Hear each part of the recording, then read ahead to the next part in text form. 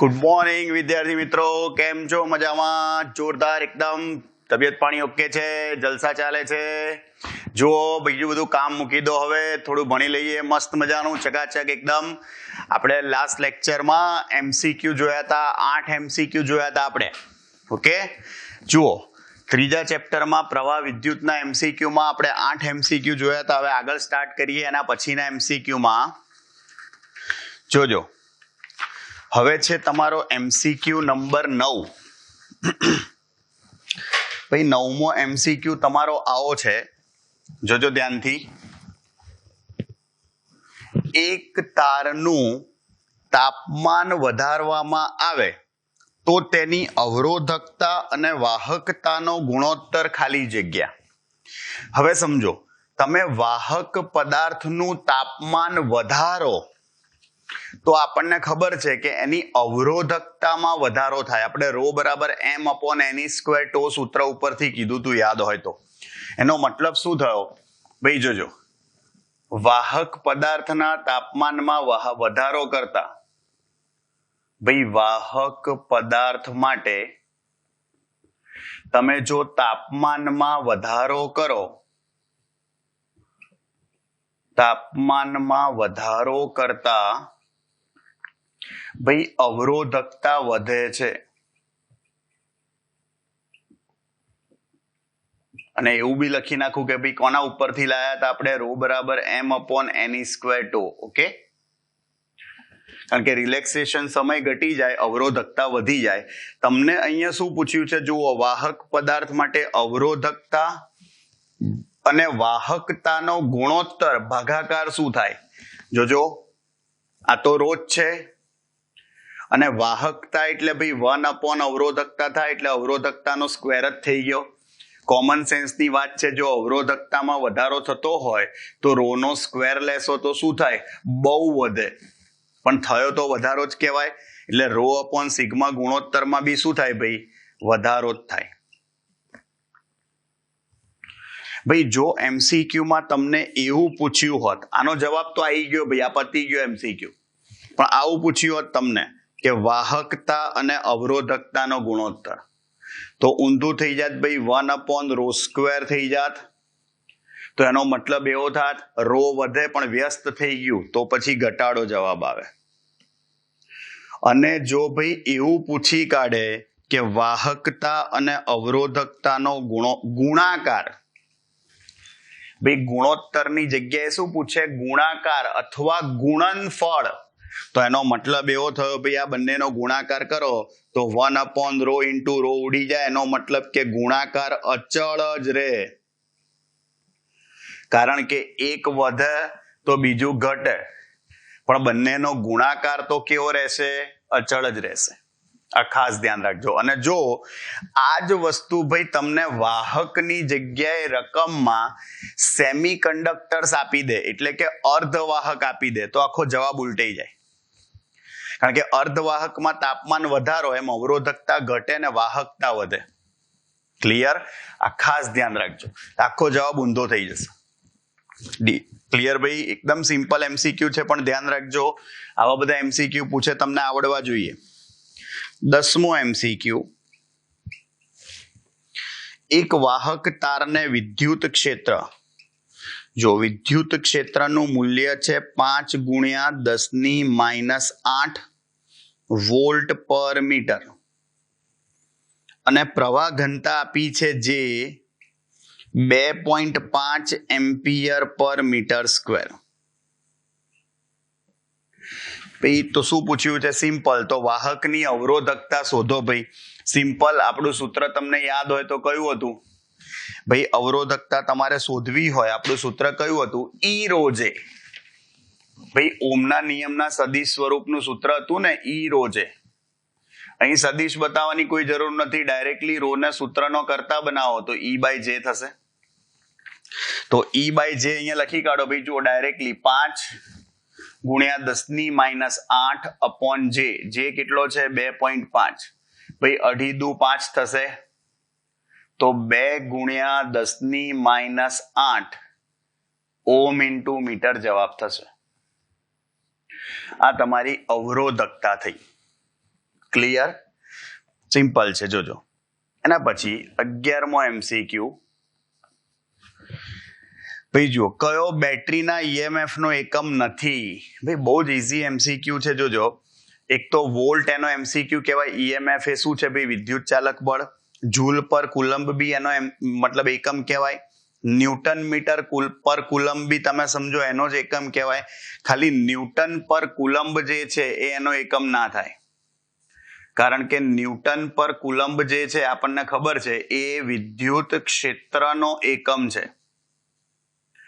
અને ભાઈ વિદ્યુત ક્ષેત્રનો એકમ હોય એટલા માટે થઈને શું કહેવાય ભાઈ? એ માટે તે EMF નો એકમ નથી. Okay, simple.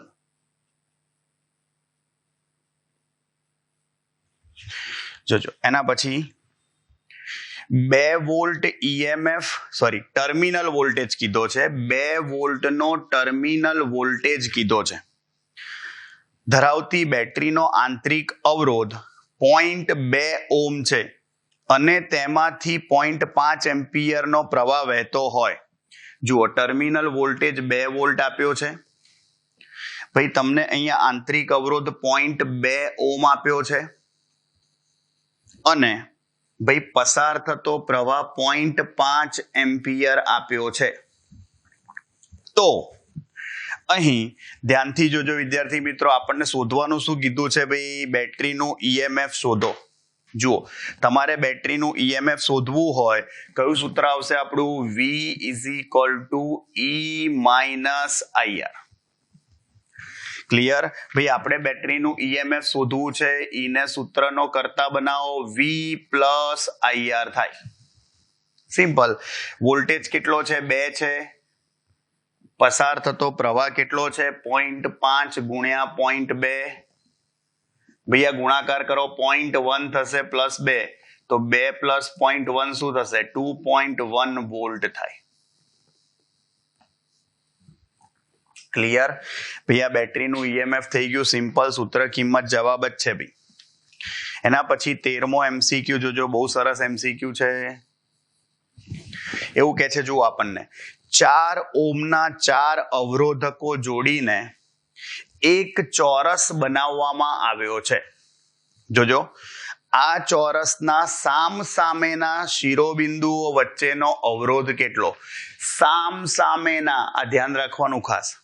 જુઓ, આવું કીધું છે. આ 4 ઓહ્મનો અવરોધ, આ 4 ઓહ્મનો અવરોધ, આ 4 ઓહ્મનો અવરોધ અને આ 4 ઓહ્મનો અવરોધ.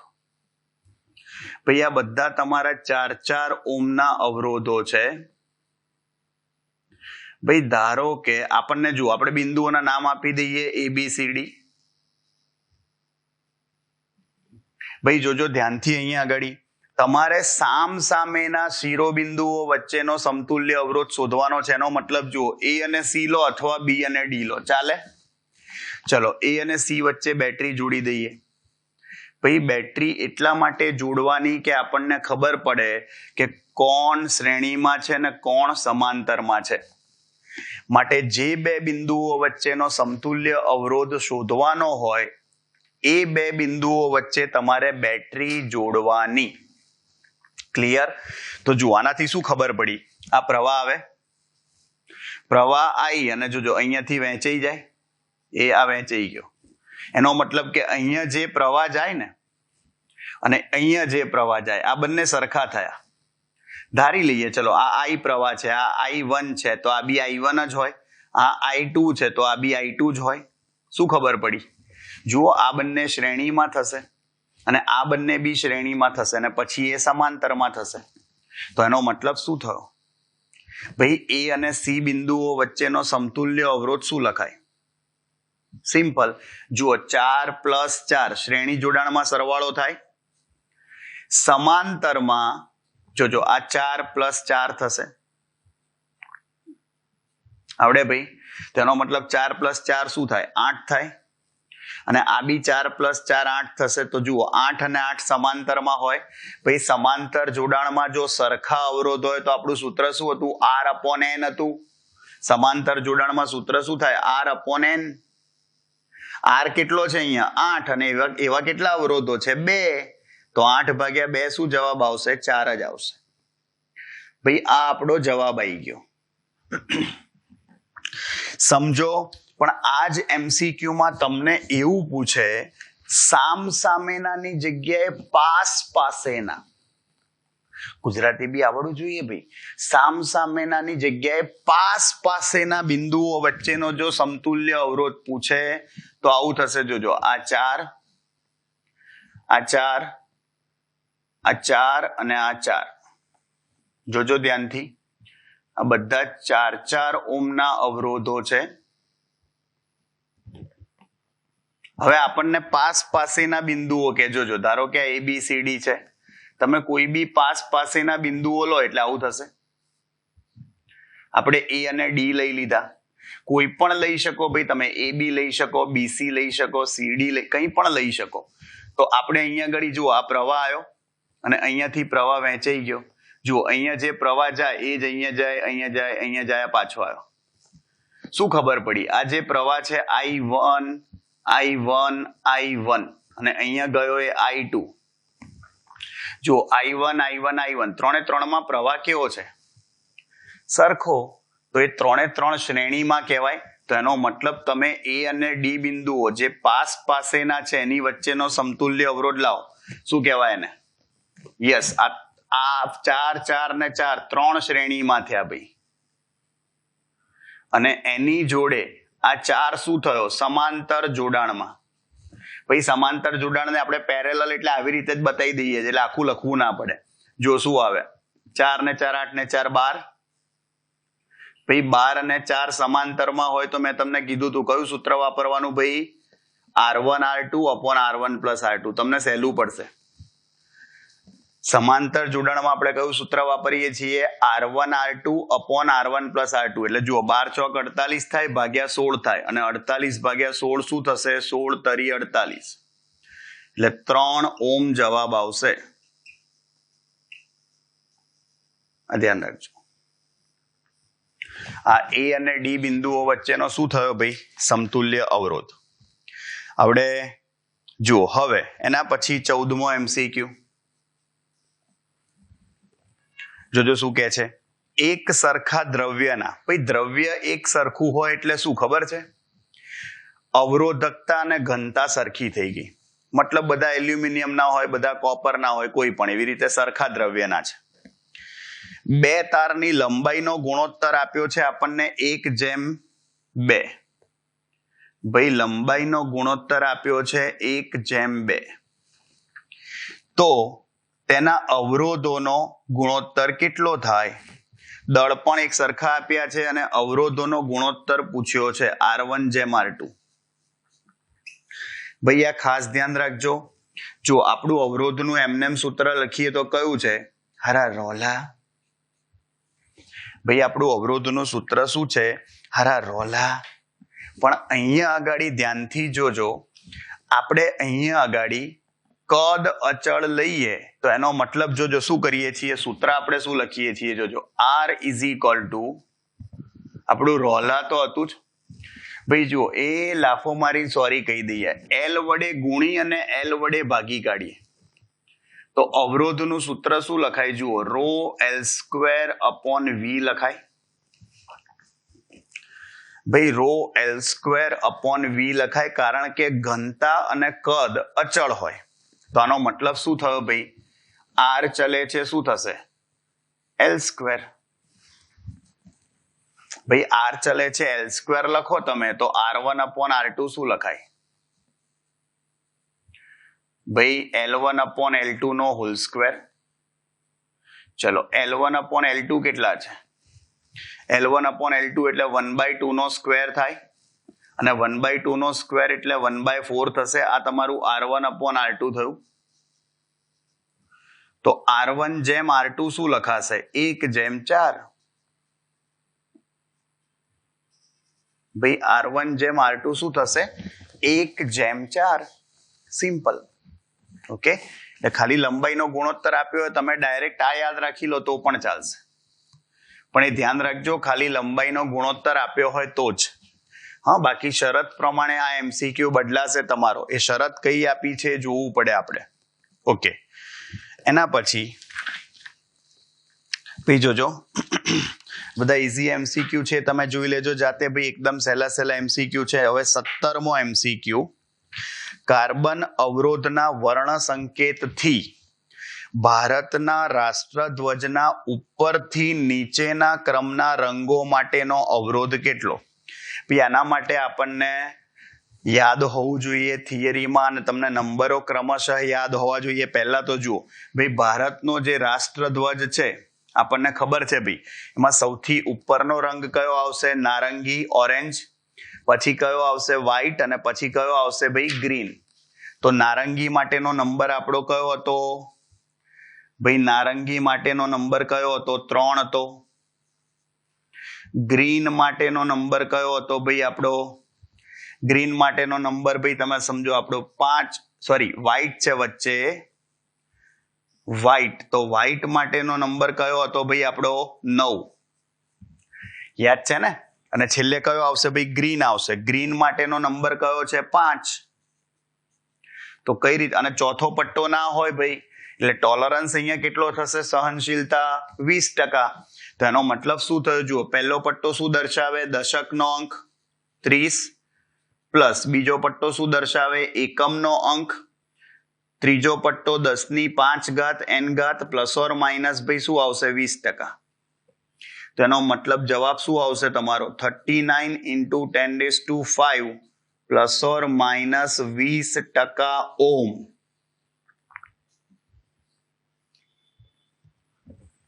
ક્લિયર? આ ખાસ ધ્યાન રાખજો. આવડે ભાઈ, તમારો 17મો એમસીક્યુ થયો. આના માટે ભાઈ તમને ખાસ ટેબલ યાદ હોવું જોઈએ. હા, ખાલી કોકિલાનો પાલવ જરા સફેદ છે, થિયરીમાં કીધું તું ને, એટલું યાદ રાખવાનું એટલે આવી જાય.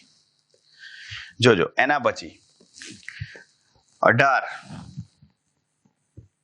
જોજો ભાઈ, 18મો એમસીક્યુ, એક વાહક તારના દ્રવ્યની અવરોધકતા આપી છે તમને. જુઓ, અવરોધકતા કેટલી છે? 4 × 10⁻8 ઓમ × મીટર. તેનું કદ આપ્યું છે ભાઈ. કદ કેટલું છે? 4 મીટર ક્યુબ. અને અવરોધ કેટલો છે? 4 ઓમ. તો તેની લંબાઈ ગણો ભાઈ. જુઓ, ડાયરેક્ટલી તમને કદ આપ્યું હોય, તમે આ સૂત્ર યાદ રાખી લો, તમને સહેલું પડશે. ρL²/v. હમણાં જ સાબિત કર્યું. જુઓ, આ રહ્યું આપણું ઓરિજિનલ સૂત્ર. કયું છે? હારા રોલા. પણ જો કદ અચળ હોય અને કદ આપેલું હોય, બેમાંથી કોઈ બી એક વસ્તુ હોય, તો તમે ડાયરેક્ટલી આ સૂત્ર યાદ રાખી શકો. ρL²/v. સિમ્પલ ભાઈ. આપણે શું શોધવાનું છે અહીં? લંબાઈ જ શોધવાની છે. L² ને સૂત્રનો કરતા બનાવો, R × V/ρ લખાશે. અવરોધ કેટલો છે? 4. કદ કેટલું છે? 4. અને અવરોધકતા કેટલી છે? 4 × 10⁻8. 4 4 ઉડી ગયા. શું જવાબ આવ્યો? જુઓ, 4 × 10⁻8. આ L² લાયા તમે ભાઈ, તો L શું થશે? 2 × 10⁴ મીટર. એટલે કે 20,000 મીટર થાય. ઓકે, કિલોમીટરમાં જવાબ આપ્યો તો 20 કિલોમીટર પણ લખી શકાય. અહીંયા 20,000 મીટર જ આપ્યું છે ભાઈ. ઓકે, જવાબ આનો 20,000 મીટર જ આપ્યો છે. 20,000 આવો જવાબ આપ્યો છે. ક્લિયર? એના પછી ભાઈ 19મો એમસીક્યુ આપણો, 50 સેન્ટીમીટર લંબાઈના 1 મિલીમીટર સ્ક્વેર આડછેદનું ક્ષેત્રફળ ધરાવતા નિક્રોમ તાર સાથે 2 વોલ્ટની બેટરી જોડતા 4 એમ્પિયર પ્રવાહ વહે છે. તો નિક્રોમની અવરોધકતા કેટલી? જોજો, 19મો એમસીક્યુ, લંબાઈ કેટલી આપી છે ભાઈ? 50 સેન્ટીમીટર. ચલો, એને મીટરમાં ફેરવી કાઢું, 0.5 મીટર થશે. ભાઈ આડછેદનું ક્ષેત્રફળ કેટલું આપ્યું છે? 1 મિલીમીટર સ્ક્વેર. ભાઈ એને મીટર સ્ક્વેરમાં ફેરવો. ચલો, મિલીમીટર એટલે 10⁻3, પણ એનો સ્ક્વેર કરો એટલે 10⁻6 થશે.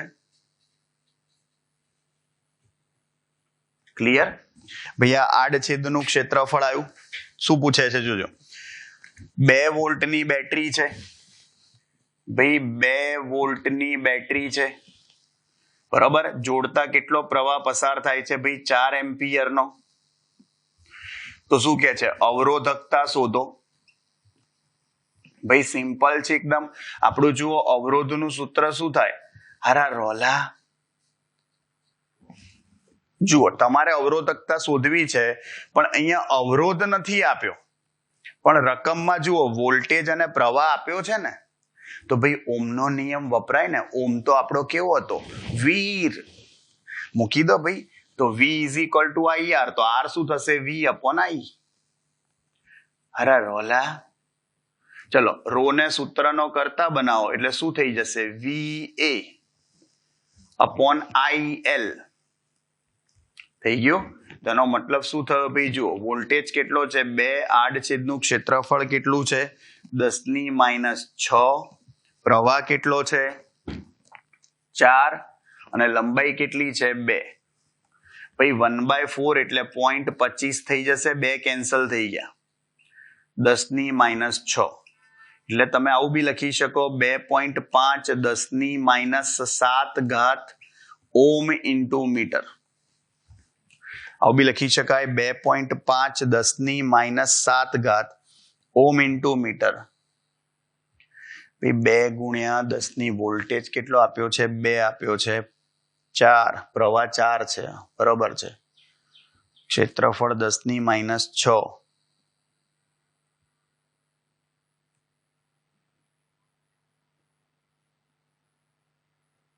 લંબાઈ 0.5 છે. સોરી ભાઈ, લંબાઈ 0.5 છે. લંબાઈ 0.5 છે એટલે શું થશે ભાઈ? જુઓ અહીંયા 2 દુ 4 થાય. ભાઈ 2 દુ 4, અહીંયા 2 રે, 2 ગુણ્યા 0.5 એટલે 1 જ આવે, એટલે આ જ જવાબ આવશે. 1 ગુણ્યા 10⁻⁶ જ જવાબ આવશે. તો 1 ગુણ્યા 10⁻⁶ ઓમ ઇન્ટુ મીટર, આવો જવાબ થાય. ક્લિયર? સિમ્પલ. જો એના પછી અત્યંત સહેલો MCQ છે 20મો. ભાઈ પોટેન્શિયોમીટર તાર આપ્યો છે, જોજો એની અવરોધકતા આપી છે 2 ગુણ્યા 10⁻⁴ ઓમ ઇન્ટુ મીટર. વહેતો પ્રવાહ આપ્યો છે આપણને કેટલો ભાઈ? 1 મિલી એમ્પિયર, એટલે મિલી એટલે 10⁻³ થાય. જુઓ ભાઈ વિદ્યુત સ્થિતિમાન પ્રચલન કેટલું હશે? ભાઈ વિદ્યુત સ્થિતિમાન પ્રચલનનું સૂત્ર થાય I ρ અપોન A. પરંતુ પોટેન્શિયોમીટર તારમાં એ સમાન આડછેદ હોય, આપણે કીધેલું છે ભાઈ.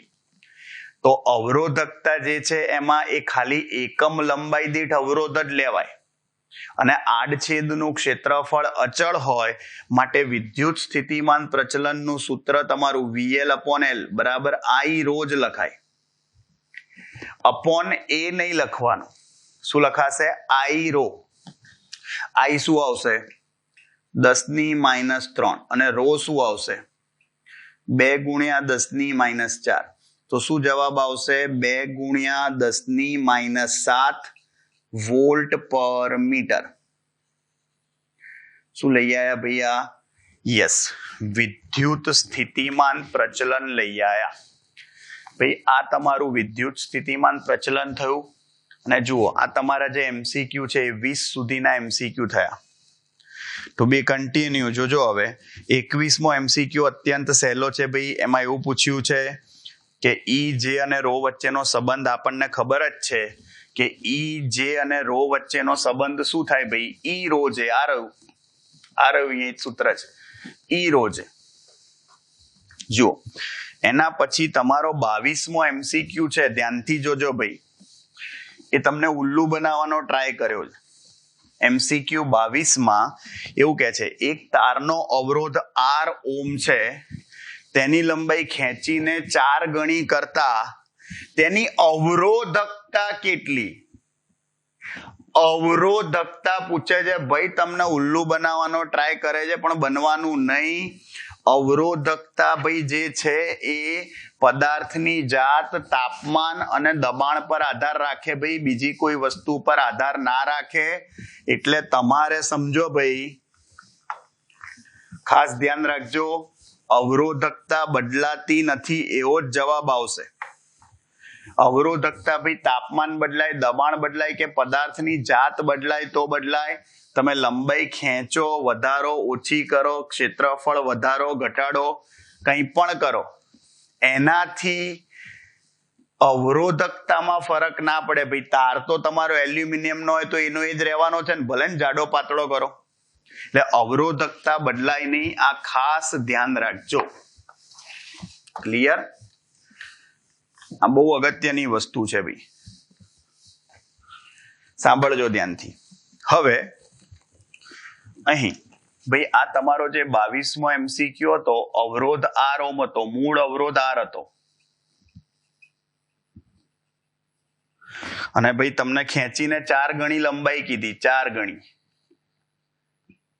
પણ પૂછી છે શું ભાઈ? અવરોધકતા. તો અવરોધકતા તો ભાઈ મેં તમને કીધું એમ તાપમાન, દબાણ અને દ્રવ્યની જાત પર આધાર રાખે. તાપમાન, દબાણ અને દ્રવ્યની જાત પર આધાર રાખે. એટલે લંબાઈ વધારવા કે ઘટાડવાથી એમાં કોઈ ફરક પડે નહીં. એટલે અવરોધકતા બદલાતી નથી, આવો જવાબ આવે. અવરોધકતા બદલાતી નથી.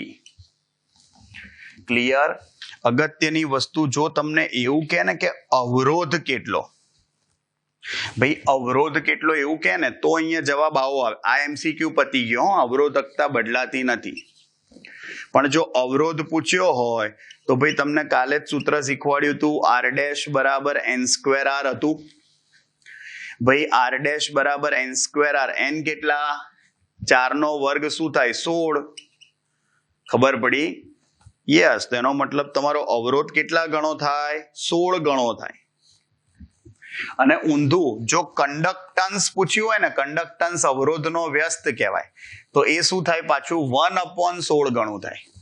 આ ખાસ ધ્યાન રાખજો. અને જો વાહકતા પૂછી હોય તો એ અવરોધકતાનો વ્યસ્ત હતો, તો વાહકતામાં પણ કોઈ ફેરફાર ના થાય. ઓકે, એટલે તમને ખબર પડવી જોઈએ કે ભાઈ તમને શું પૂછ્યું છે. જોજો. એના પછી MCQ નંબર 26મો. ભાઈ વચ્ચેના બધા ઈઝી MCQ છે, તમે જાતે જોઈ લેજો. ખાસ બહુ જ ઈઝી છે, ખાલી થિયરિકલ છે. અને અમુક એકદમ ઈઝી છે, અને મેથડ બી રિપીટ થતી હશે, એકદમ ઈઝી હશે, આપણે સોલ્વ નથી કરાવતા. ઓકે, જોજો 26મો MCQ. 20 ઓમ અવરોધ ધરાવતા સમાન આડછેદ વાળા અવરોધક તારને, આડછેદ સમાન આપ્યો છે, વર્તુળાકારમાં વાળ્યો છે, મતલબ ખાલી લંબાઈના સમપ્રમાણમાં છે, તો તેના કોઈ પણ બે વ્યાસાંત બિંદુઓ વચ્ચેનો અસરકારક અવરોધ કેટલો? જોજો ભાઈ, તમને 20 ઓમનો અવરોધ આપ્યો છે, આખા તારનો અવરોધ જોજો 20 ઓમ છે. હવે આ વ્યાસાંત બિંદુઓ વચ્ચેનો સમતુલ્ય અવરોધ શોધવાનો છે. ધ્યાનથી સમજજો. આખા તારનો અવરોધ 20 ઓમ હતો, આડછેદ સમાન છે, એટલે અવરોધ ખાલી લંબાઈના સમપ્રમાણમાં જ હોય. એનો મતલબ ભાઈ જોજો, આ વ્યાસાંત બિંદુઓ લો તો તારના બે સરખા ભાગ થઈ ગયા. તો 20 ઓમનો કુલ અવરોધ હતો, તો બંનેનો અવરોધ અડધો અડધો વહેંચાઈ જાય ને, 10 ઓમ. વ્યાસાંત બિંદુઓ છે, ઉપરનો અવરોધ 10 અને આ 10. અને હવે અહીં બેટરી જોડી દો સમતુલ્ય અવરોધ શોધવા. શું ખબર પડી આપણને ભાઈ? આનો મતલબ એવો થયો, જોજો એ આ પ્રવાહ આવ્યો અહીંયાથી, ભાઈ જો એ આ રહ્યું, વહેંચાઈ ગયો પ્રવાહ. એનો મતલબ શું ભાઈ? શું ખબર પડી આપણને? આ I1 અને આ I2 બંને ભેગા થઈને તો I જ બહાર આવે. શું ખબર પડી આપણને? I1 I2 પ્રવાહ જો વહેંચાઈ જાય તો એનો મતલબ એવો થયો કે આ 10 અને 10 ઓમના અવરોધો એકબીજા સાથે કેવા છે ભાઈ? સમાંતર જોડાણમાં. અને સમાંતર જોડાણમાં હોય ભાઈ એટલે આપણે સમતુલ્ય અવરોધ શું લખીશું? જુઓ, સરખા અવરોધો છે ભાઈ 10 અને 10, તેનો મતલબ શું થયો? જુઓ, સમાંતર જોડાણમાં વ્યાસાંત બિંદુઓ વચ્ચેનો કુલ અવરોધ શું થાય? 10 અને 10 સમાંતરમાં છે. ભાઈ સરખા અવરોધો સમાંતરમાં તો આપણે R/N જ લખીએ સીધું. R કેટલા છે? 10 ઓમના સરખા અવરોધ એવા કેટલા છે? 2. તો 10/2 શું જવાબ આવશે તમારો 5 ઓમ. ભાઈ ખબર પડી? આવડે ભાઈ? આ ખાસ ધ્યાન રાખજો. ક્લિયર?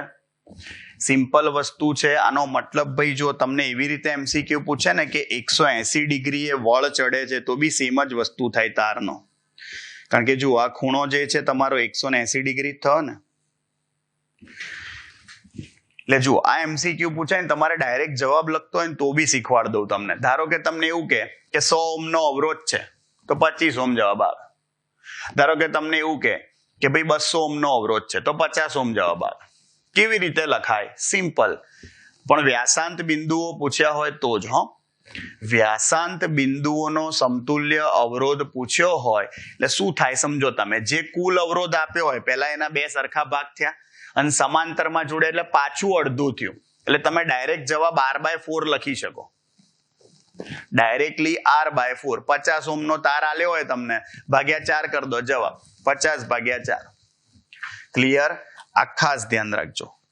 જોજો એના પછી 27મો MCQ. એક સમબાજુ ત્રિકોણની દરેક ભુજાના તારનો અવરોધ 6 ઓમ છે. ભાઈ સમબાજુ ત્રિકોણ આપ્યો છે, દરેક ભુજાના તારનો અવરોધ 6 ઓમ આપ્યો છે. તો કોઈ પણ 2 શિરોબિંદુઓ વચ્ચેનો સમતુલ્ય અવરોધ શોધો. જોજો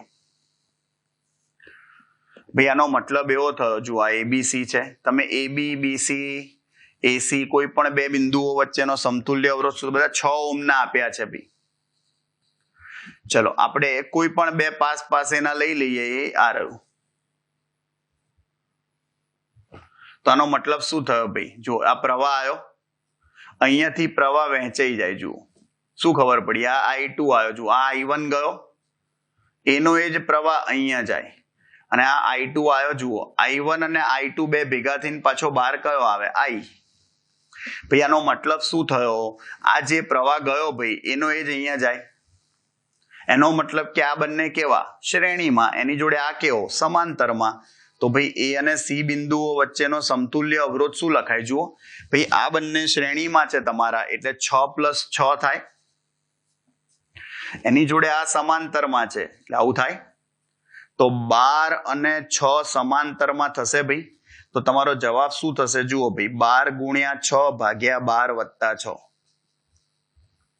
ભાઈ 12 છંગ શું થાય? 72. અને ભાગ્યા 12 ને 6 શું થાય? 18. તો 18 ચોક 72 થાય ને ભાઈ.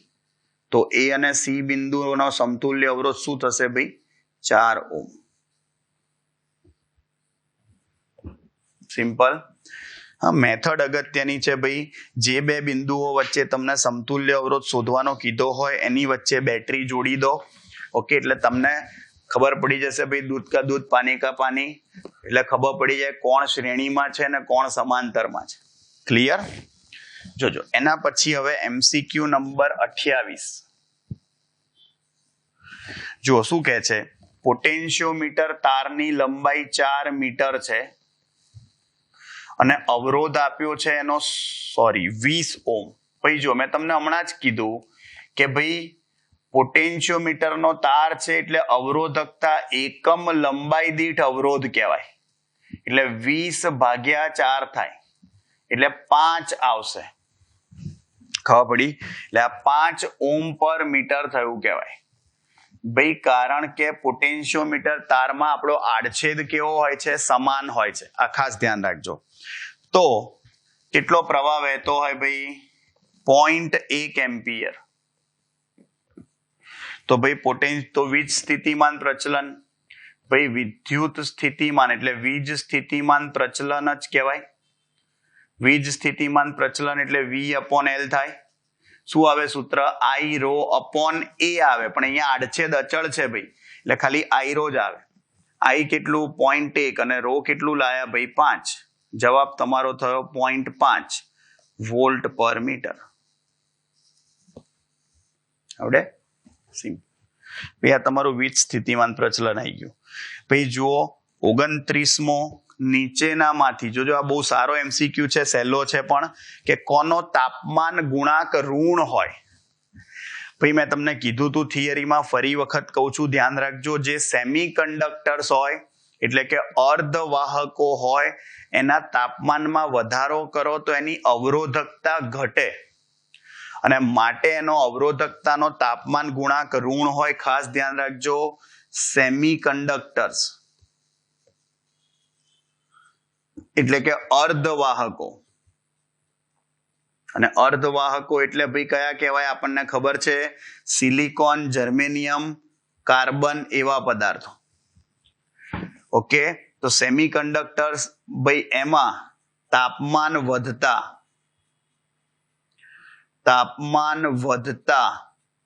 અવરોધકતા ઘટે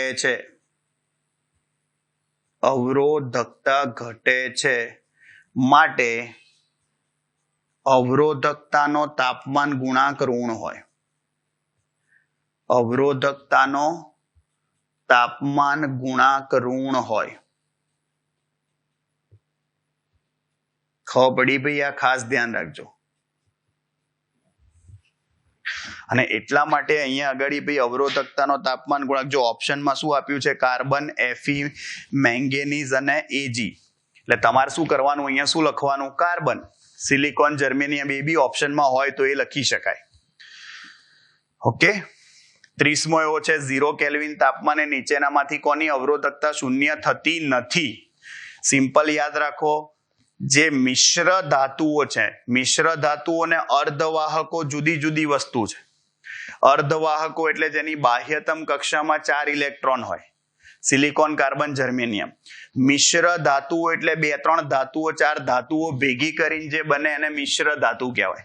એ મિશ્ર ધાતુઓ માટે 0 કેલ્વિન તાપમાને અવરોધકતા શૂન્ય ના હોય. ખબર પડી? શુદ્ધ વાહક હોય એના માટે હોય. તો એનો મતલબ કે જે ઓપ્શનમાં તમારો મિશ્ર ધાતુ આપ્યો હોય એ જવાબ. એટલે જો શુદ્ધ ધાતુ કીધી છે, કોપર કીધું છે, જર્મેનિયમ કીધું છે અને નિક્રોમ કીધું છે. તો નિક્રોમ શું થયું ભાઈ? આપણું મિશ્ર ધાતુ થઈ. તો એ તમારો જવાબ થાય. ક્લિયર? જો એના પછી ભાઈ MCQ નંબર 31 જોજો શું કહે છે. એક વિદ્યુત કોષનો EMF આપ્યો છે 2.2 વોલ્ટ છે. તેની સાથે 5 ઓહ્મનો અવરોધ જોડતા, 5 ઓહ્મનો અવરોધ જોડ્યો ભાઈ, તો ટર્મિનલ વોલ્ટેજ આપ્યો છે 1.8 વોલ્ટ. તો આ કોષનો આંતરિક અવરોધ શોધો.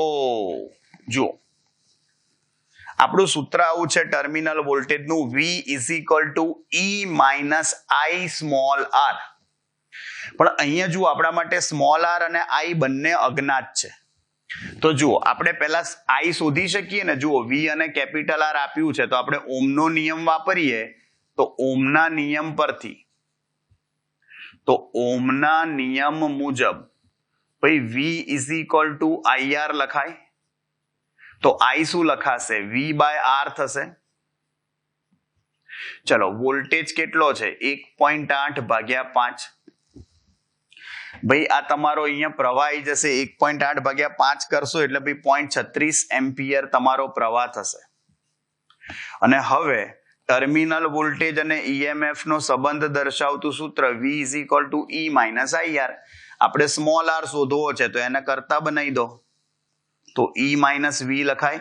કિંમતો મૂકી દો. સ્મોલ r ને કરતા બનાવો. EMF કેટલો? 2.2 - 1.8 ભાગ્યા સ્મોલ r, સોરી I નીચે જતો રહે. I કેટલો છે? 0.36. જુઓ શું થયું? 0.4 / 0.36.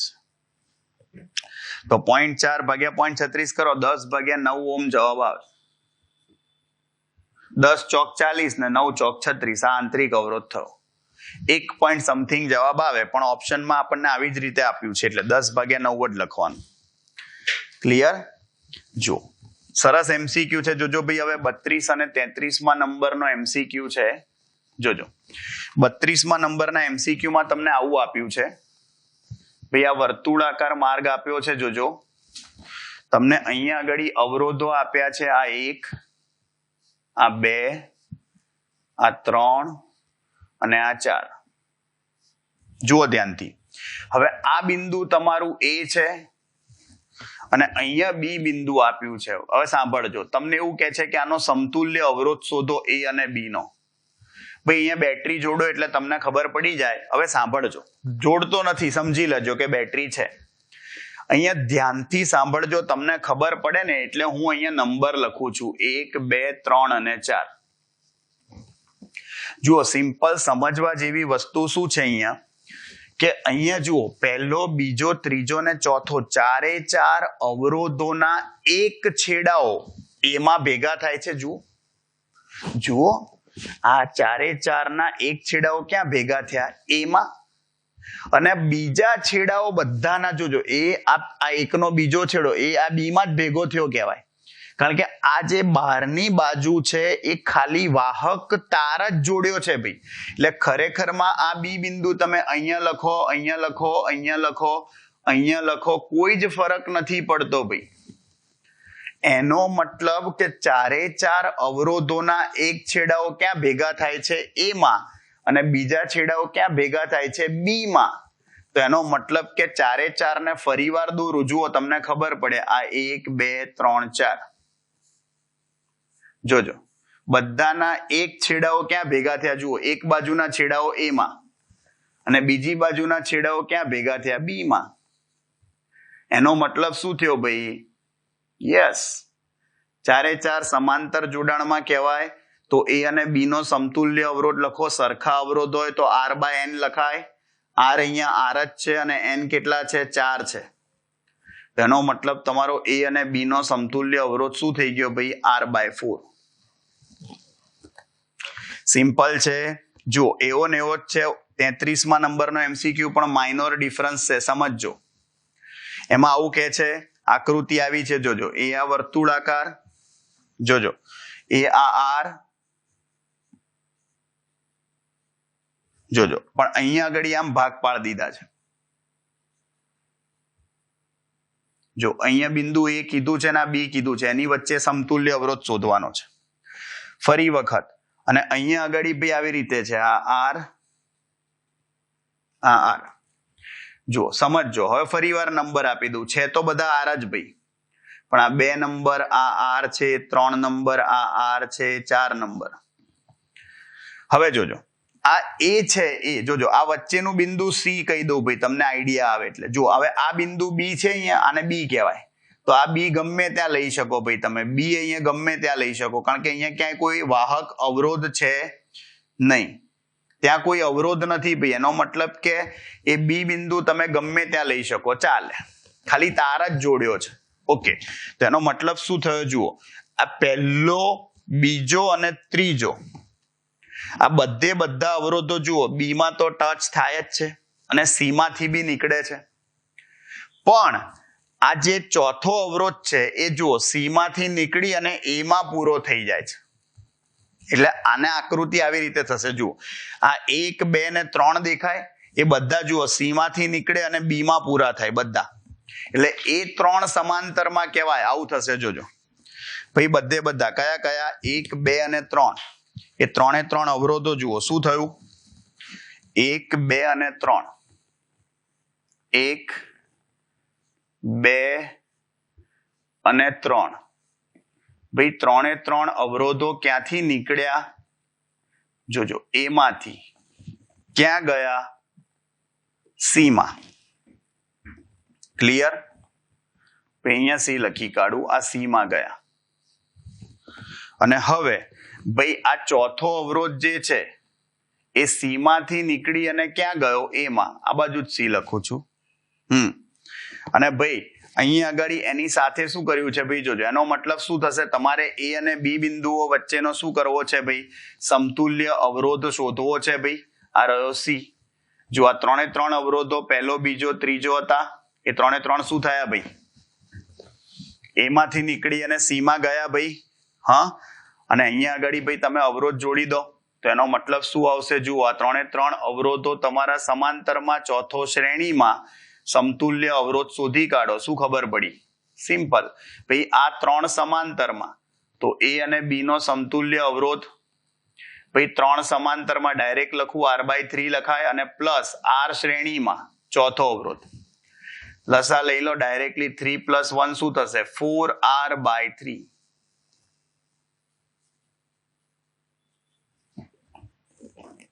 આવડે ભાઈ સિમ્પલ આવડે જો એના પછી હવે શું કહે છે આપણને ભાઈ એમસીક્યુ નંબર 34 એની આકૃતિ બી જોજો સિમ્પલ છે ભાઈ તમારો એમસીક્યુ 34 એમસીક્યુ ભાઈ આ તમારો 4 ઓહ્મ નો અવરોધ છે અહીંયા આગળ જુઓ આ 4 છે આ 4 છે એ જ રીતે આ 4 ઓહ્મ નો અવરોધ છે 4 ઓહ્મ નો અવરોધ છે અને આ બી 4 ઓહ્મ નો અવરોધ બતાવ્યો જુઓ